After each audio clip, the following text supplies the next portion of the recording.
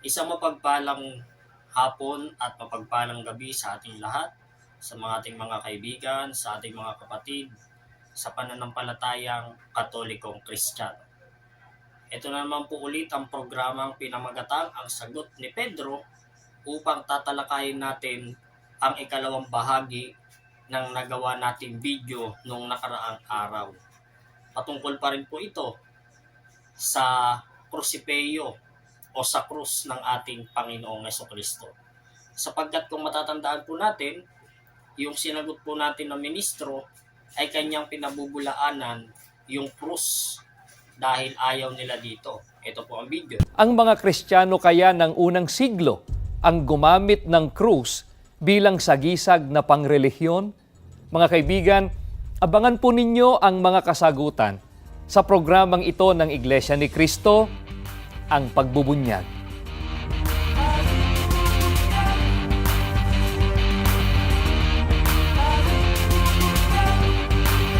Kaya naman po mga kaibigan, mga kapatid sa pananampalataya, sa awa at tulong ng Diyos, tayo ay makapaglalabas ng ikalawang bahagi ng nasabing video upang ating ipaliwanag isa-isa.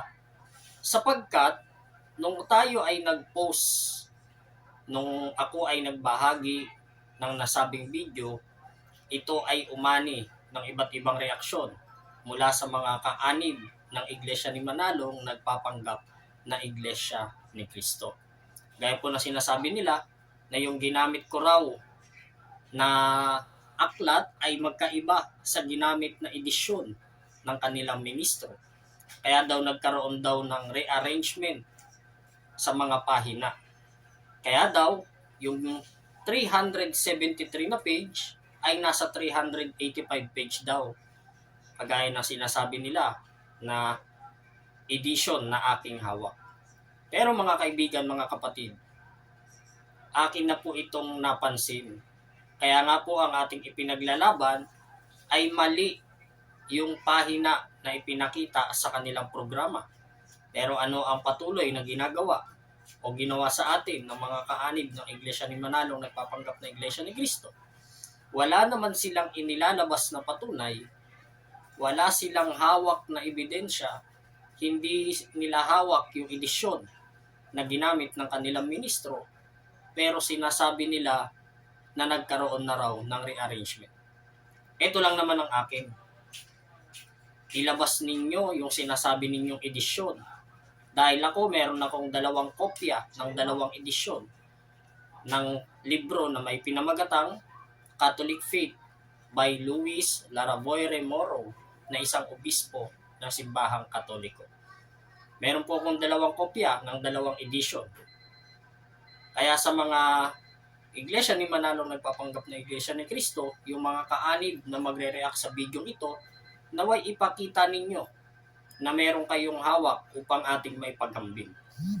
Pero bago po yan, atin pong pansinin sapagkat ating isinulat yung nasabing aklat, yung nasabing nilalaman ng aklat doon sa programa ng Iglesia ni Manalong nagpapanggap na Iglesia ni Cristo. Atin pong muling basahin. Ito po ang nakasulat, English po ito. Babasahin muna natin ng English, saka natin tatagalogin. Ang sabi po rito, My Catholic Faith. Ito ay isinulat ni Luis Laraboy Moro, obispo ng Krishnagar, sa pahina 385, kung saan meron akong kopya ng edition na ito. Ito po ang nakasulat. Whenever we are in trouble, pain, danger, or temptation, the use of sacramentals is of great benefit. Every Catholic should own a blessed rosary and use it. Every Catholic man, woman, boy, girl, or child should wear on his person a blessed crucifix or medal or scapular. It serves to remind the wearer in times of danger that there is God who cares what happens to his soul. Kaya po nagsisinungaling at nanluloko ang ministro ng Iglesia ni Manalong, nagpapanggap na Iglesia ni Cristo, sa kanilang programa sapagkat pinutol nila ng pagbabasa yung nasabing libro at hindi itinuloy. Ano po ba yung nakasulat na hindi nila itinuloy? Ito po, it serves to remind the wearer in times of danger that there is God who cares what happens to his soul. Sapagkat ang kanilang binasa ay hanggang dito lang.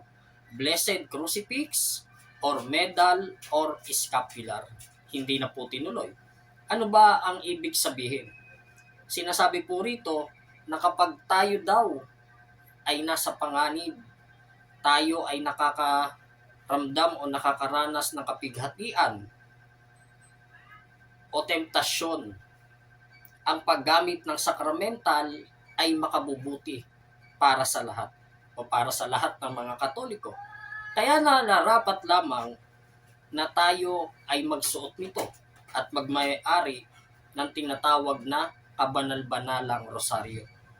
At ating itong gagamitin, lahat po ng binyagang Katoliko, babae, lalaki, bata, matanda, tito, tita, lolo o lola, pamangkin, ninong o ninang, basta Katolikong nabinyagan, ay dapat magsuot po ng banal na rosaryo. Dahil ito po ay Blessed Crucifix or medal or scapular. Kaya po, nararapat lamang na tayo ay magmay-ari nito sapagkat tayo ay isang Katoliko. At ito po ay magpapaalala para sa atin na merong Diyos na nag-aalaga para sa ating mga kaluluwa.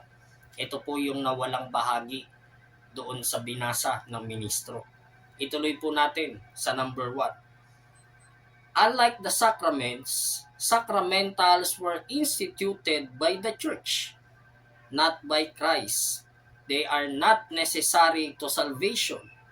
The blessing in a sacramental consists in this: the minister of God, praying in the name of his church, invokes the divine benediction upon the person, place, or object concerned. Ito po yung sinasabi dito na ginamit ng ministro ng Iglesia ni Manalong, nagpapanggap na Iglesia ni Cristo. Dahil sinasabi daw dito na hindi tulad ng sakramento, ang sakramental ay itinaguyod ng simbahan at hindi ni Kristo. Kaya nagkonklusyon na po agad yung nasabing ministro. Kaya kanyang sinabi ay hindi galing kay Kristo ang sakramental ng mga Katoliko at ito ay walang kinalaman sa kaligtasan. Kanyang pinasasama ang imahe nito sa kanyang binasa, sa kanyang sariling pagkaunawa. Pero ayon po ba sa pagkaunawa ng isang Katoliko, masama po ba porque hindi ito galing kay Kristo? Pasagutin po natin ang Biblia. Ano po ang masasabi ni Apostol Mateo sa kanyang sulat dito sa Mateo 16, ang talata ay 18. Ito po ang ating mababasa. At sinasabi ko naman sa iyo, ikaw ay Pedro, at sa ibabaw ng batong ito ay itatayo ko ang aking iglesia, at ang kapangyarihan ng kamatayan ay hindi magtatagumpay laban sa kanya. Sa talatang 19, ibibigay ko sa iyo ang mga susi ng kaharian ng langit. Ang ipagbawal mo sa lupa ay ipagbabawal sa langit, at ang ipahintulot mo sa lupa ay ipahihintulot din sa langit. Sino po ba ang nagsasalita ayon sa talata? Ang nagsasalita po sa talata, walang iba kundi ang Panginoong Jesucristo, na siyang nagtatag ng kanyang iglesia sa pamamagitan ni San Pedro na isang bato. At kanyang sinabi na kung ano ang ipagbawal o ipahintulot ng kanyang simbahan dito sa lupa, ipagbabawal din at ipahihintulot din ni Kristo sa kalangitan. Kaya itong mga sakramental, bagamat hindi kay Kristo nagmula, bagamat ito ay sa simbahan nagmula, ano ang sabi ni Kristo? Kapag ang kanyang simbahan ay merong ipinahintulot, kanyang ipahihintulot din naman sa langit. Kaya kung itong mga sakramental na ito ay ipinahintulot ng simbahan, ibig sabihin, ipinahintulot ito mismo ng Panginoong Hesukristo sa kalangitan. Kaya hindi po masamang imahin ito, kundi ito ay banal na imahin. Pinasasama lamang sa pagkaunawa sa sarili at maling pagkaunawa ng mga ministro sa Iglesia ni Manalong, nagpapanggap na Iglesia ni Cristo. Kaya po sa ating episode ngayon, sa ating ikalawang bahagi ng video, ay atin pong napatunayan, hindi lang po doon tungkol sa problemang pahina, kundi maging yung unawa ng ministro ay mali. Kaya hindi pa rin natin binabawi yung nasabi natin sa ating unang bahagi ng video na nagsisinungaling at nanluloko ng mga tao ang ministro ng Iglesia ni Manalong, nagpapanggap na Iglesia ni Cristo. Pero sasagutin na rin po natin yung isang nagrereklamo dahil daw ayon sa video natin ay hindi tayo profesional sapagkat may mga sinasabi tayong mga bagay na nakasasakit para sa kanila. Ano po ba yung bagay na yon? Siguro yung tinutukoy niya ay yung pagsasabi ko ng Iglesia ni Manalong, nagpapanggap na Iglesia ni Cristo. Sino po ba ang nagpauna dito? Wala pong iba kundi ang Panginoong Hesukristo, na kanyang sinasabi sa 24:5 ng Mateo na maraming bula ang mangangaral ang magsisilitaw at gagamitin ang kanyang pangalan upang makapanligaw ng mga tao. Kaya ibig sabihin, itong si Felix Manalo, nung kanyang irehistro sa Securities and Exchange Commission ang kanyang iglesia, hindi naman niya sinabi sa gobyerno ng Pilipinas noong panahon niya na si Kristo ang nagtatag nito. Sa katunayan, kapag hinalungkat niyo yung dokumento ng rehistro ng Iglesia ni Manalo, wala dong pangalang Jesus Christ sa mga founder. Kundi ang makikita ninyo o makikita natin ay pangalan ni Felix Y. Manalo. Kaya Iglesia ni Manalong nagpapanggap na Iglesia ni Cristo. Yan po ang masakit na katotohanan na kahit masakit sa tenga ninyo, dapat ninyong tiisin sapagkat ito ay katotohanan at ang katotohanan ito ang magpapalaya sa inyo.